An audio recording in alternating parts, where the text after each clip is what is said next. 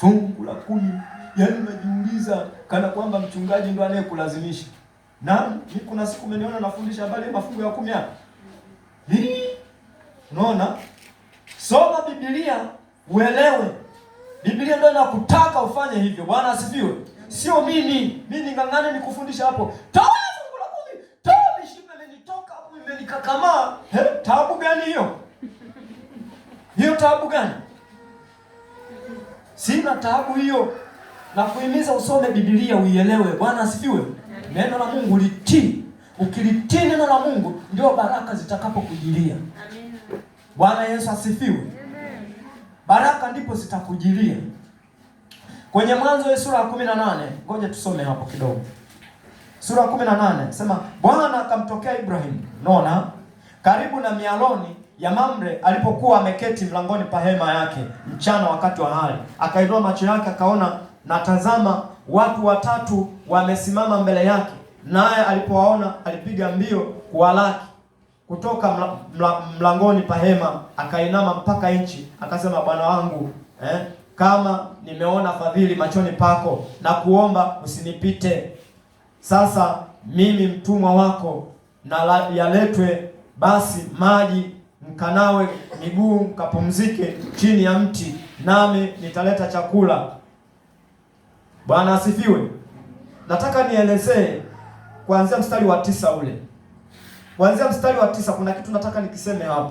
Mstari wa 9 anasema hivi, wakamwambia wale watu watatu, wale malaika walikuwa watatu, wakamwambia Ibrahimu, yu wapi Sara mkeo? Bwana asifiwe. Akasema yumo hemani. Akamwambia, hakika nitakurudia wakati huu mwakani, na tazama Sara mkeo atapata mwana wa kiume. Sara akasikia akiwa ndani huko mlangoni pa hema iliyokuwapo nyuma yake. Basi Ibrahimu na Sara walikuwa wazee na umri wao mkubwa, na Sara alikuwa amekoma katika desturi za wanawake. Bwana asifiwe. Mungu anapotaka kukubariki haangalii umri wako. Mungu haangalii una umri gani, umechoka. Mungu yuko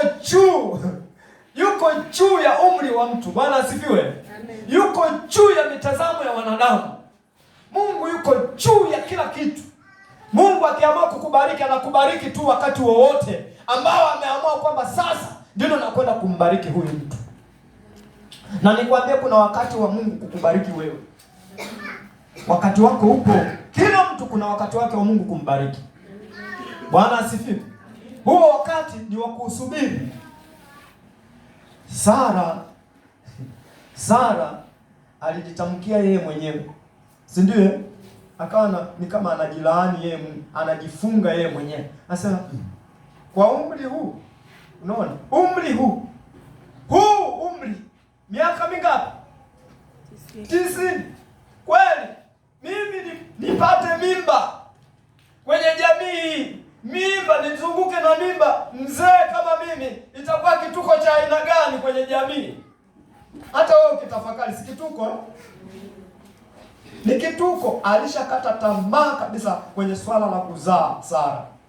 Lakini wakati amekata tamaa ndipo Mungu anajitokeza. Wakati unapokata tamaa ndipo Mungu yupo hapo. Unaona? Ndipo Mungu yupo. Mimi nilifika mahali nimekutana na mambo magumu yamenishika mpaka shingoni. Nilikuwa naenda kulilia baharini. Lakini wakati huo ndio Mungu akatengeneza njia ya kuniinua. Bwana asifiwe. Wala sikujua kwamba kumbe mimi ni mchungaji.